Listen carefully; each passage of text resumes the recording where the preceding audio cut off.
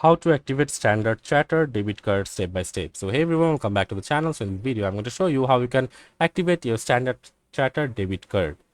So first of all, you need to open a new browser tab and search for standard chartered international.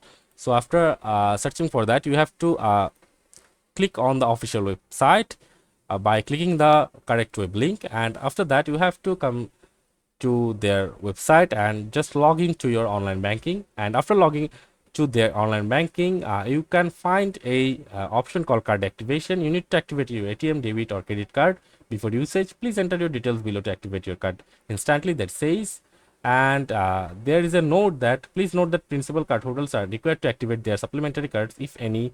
Your mobile phone number is required for this process. Please contact our 24-hour phone banking hotline or to update your mobile number with us.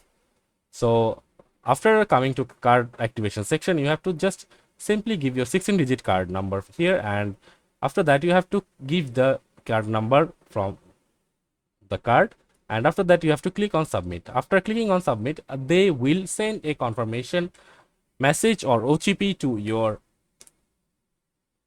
phone number or email with a link.